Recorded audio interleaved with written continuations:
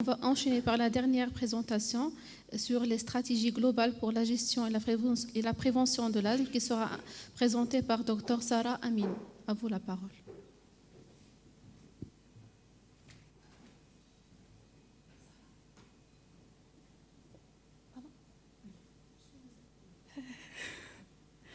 Mais le pointeur.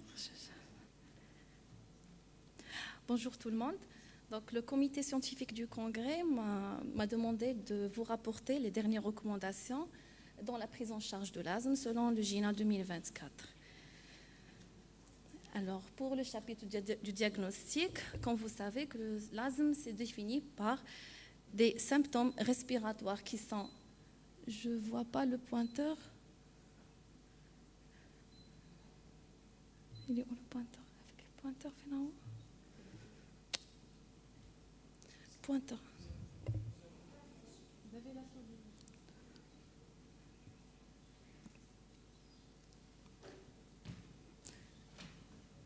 C'est bon, ça apparaît. Voilà. Donc l'asthme se définit par des symptômes respiratoires qui sont répétés et variables dans le temps, avec une limitation du débit expiratoire qui est variable aussi et qui est confirmée. Donc, les tests qui vont évaluer la fonction respiratoire, on a surtout la spirométrie. Le GINA recommande surtout la spirométrie. Et si elle n'est pas disponible, on peut se contenter par le débit expiratoire maximal, malgré qu'il n'est pas aussi fiable que la spirométrie. Donc, cette limitation de débit expiratoire qui est variable dans le temps, le GINA a décrit 5 critères pour identifier cette variabilité. Le premier critère, c'est la réponse positive, c'est la réversibilité sous bronchodilatateur à courte durée d'action. Donc, chez l'enfant, c'est une augmentation du VMS au-delà de 12%, 10 à 15 minutes après administration de 200 à 400 microgrammes du salbutamol, donc soit 2 à 4 bouffées. Donc, tout en vérifiant que l'enfant n'a pas reçu les SABA dans les 4 heures, et les bronchodilatateurs de longue durée dans les 24 à 48 heures. Donc, le GINA, il n'adopte pas les recommandations de la Société américaine et européenne qui recommandent que la réversibilité elle est positive si le VMS est supérieur à 10% après les SABA. Donc, pour le deuxième critère, c'est une variabilité excessive moyenne par jour du débit expiratoire au-delà de 13% sur une durée de 2 semaines. Le troisième critère, c'est une augmentation de la fonction respiratoire, le VMS, au-delà de 12%, 4 semaines après le traitement par corticothérapie inhalée. Le quatrième critère, c'est un test de provocation bronchique à l'effort. Chez l'enfant, on a une chute du VMS au-delà de 12%. Et le cinquième critère, qui est pas spécifique, qui est spécifique et peu sensible, c'est la variabilité à chaque consultation de la fonction respiratoire.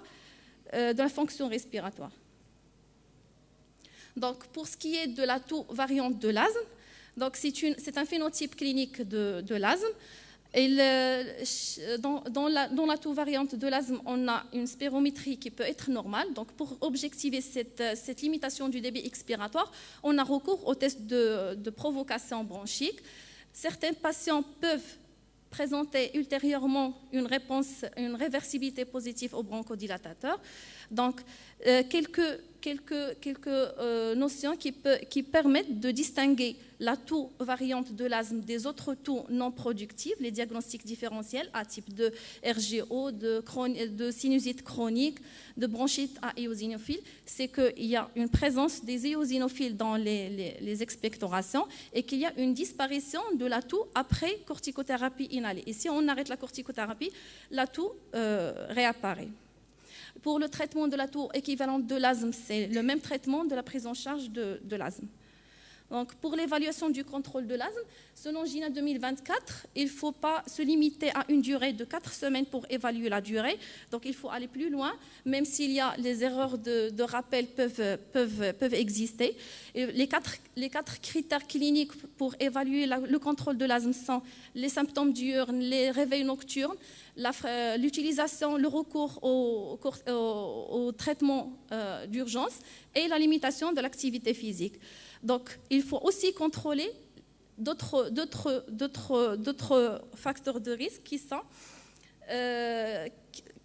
alors, pour le contrôle des facteurs de risque, on a deux types de facteurs modifiables, qui sont le tabac, l'obésité et l'exposition aux pneumoallergènes. Pour les facteurs de risque non modifiables, on a l'hospitalisation pour des exacerbations sévères dans les 12 derniers mois. Donc, il faut également évaluer la fonction respiratoire et les effets secondaires des médications. Les objectifs de l'asthme selon le GINA. Donc, pour le GINA, il faut avoir une peu fréquente. Donc, pour le contrôle de symptômes, l'objectif, c'est de ne pas avoir des symptômes, ne pas avoir des absences de troubles au cours du sommeil et une activité physique qui n'est pas limitée. Donc, autre objectif c'est minimiser le risque d'exacerbation avec une bonne fonction respiratoire, sans recours aux corticoïdes systémiques et sans effet indésirable du médicament. Pour ce qui est de la rémission, donc la rémission selon le GINA, il y a deux types de rémission. Il y a la rémission clinique et la rémission physiopathologique. La rémission clinique, s'il n'y a pas de symptômes, pas d'exacerbation.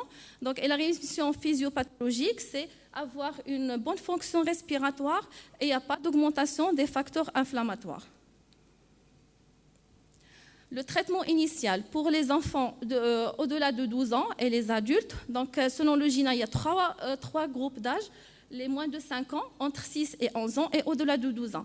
Deux types de traitements, deux pistes, le traitement préféré et le traitement alternatif, si le préféré n'est pas disponible. Donc pour les enfants au-delà de 12 ans, qui ont des symptômes peu fréquents, 2 symptômes par mois. Donc on commence par un traitement initial, step 1 et 2, qui sont regroupés dans une même étape. Donc c'est un traitement de l'exacerbation qui est identique au traitement de fond. C'est l'association de la corticothérapie inhalée avec le formoterol plus au formoterol, voilà, comme traitement d'exacerbation et traitement de fond. Donc voilà le cycle du GINA pour la gestion de l'asthme. Donc le GINA propose un cycle qui définit trois termes, 3 concepts. Il faut d'abord évaluer, puis traiter en fonction des steps, 1, 2, 3 jusqu'à 5, réajuster le traitement, puis réévaluer. Donc ça montre que la prise en charge de l'asthme n'est pas seulement médicamenteux.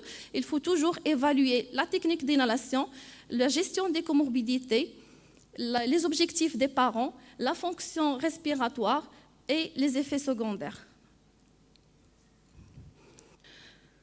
Donc voilà les pistes de traitement, le traitement préféré, le traitement alternatif. Donc pour le traitement alternatif, c'est le step 1, c'est à chaque fois qu'on a besoin de sabbat, on ajoute la corticothérapie inhalée.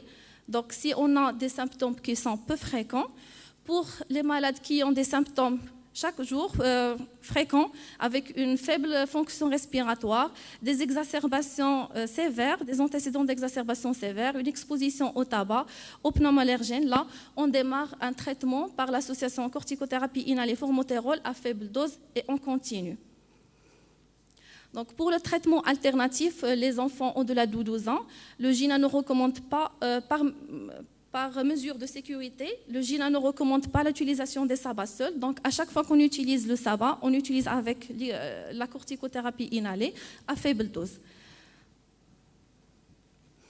Donc, d'autres recommandations, c'est dans le cas pour traiter une exacerbation, il faut toujours utiliser l'association corticothérapie inhalée formoterol, sauf si le patient est sous traitement de fond à base de corticothérapie inhalée avec formoterol, et ne pas utiliser en cas d'utilisation d'autres bronchodilatateurs à longue durée, autres que le formoterol. Il faut toujours avertir les parents et le patient sur les effets neuropsychiatriques, les effets secondaires du montelukast. Donc, le GINA, donc, il conseille en cas d'utilisation d'une forte dose de corticothérapie inhalée, il faut l'utiliser pour une courte durée, entre 3 et 6 mois, afin de réduire les effets secondaires. Donc la grande priorité, c'est de ne pas utiliser de stopper les corticothérapies inhalées et de maintenir une dose de corticothérapie inhalée associée à un formoterol, même dans l'asthme sévère, dans le step 5, même avec une bonne réponse à la biothérapie. Donc là, c'est le traitement initial pour les enfants entre 6 et 11 ans. C'est un traitement préféré. Donc, ça rejoint le traitement alternatif de l'adulte. Donc, pour le traitement initial, s'il n'y a pas peu de symptômes, on commence par le step 1. C'est l'utilisation de corticothérapie inhalée, faible dose à chaque fois qu'on utilise le SABA. Donc, et après, le step 2, c'est une utilisation continue des corticoïdes inhalés. Un mot sur l'immunothérapie allergénique, c'est un traitement adjuvant qu'il ne faut pas démarrer jusqu'à contrôle des symptômes. Donc, et surtout, c'est pour les enfants qui ont un asthme associé à une rhinite allergique. Donc, autre mise à jour, c'est le GINA recommande de ne pas utiliser, d'oublier le mot asthme léger. Donc, il ne doit pas être utilisé pour définir les patients qui vont recevoir le traitement initial step 1 et 2. Donc, la réadaptation pulmonaire, elle est recommandée pour améliorer la fonction respiratoire et surtout pour les patients qui souffrent d'un remodelage bronchique. Le GINA recommande aussi la vaccination contre le pneumocoque, le VRS et la grippe pour les sujets qui ont des asthmes sévères. La corticothérapie systémique sont essentielles dans l'asthme aigu, grave, et la dexaméthasone n'a pas d'avantage par rapport à l'utilisation de la prédnisolone dans l'exacerbation. Donc, vous trouvez ici le rapport de GINA 2024 avec tous les détails sur le site web. Et je vous remercie pour votre attention. Merci, professeur Aminou Sarah, pour cette présentation qui résume les dernières recommandations GINA 2024 pour la prise en charge de l'enfant et l'adolescent.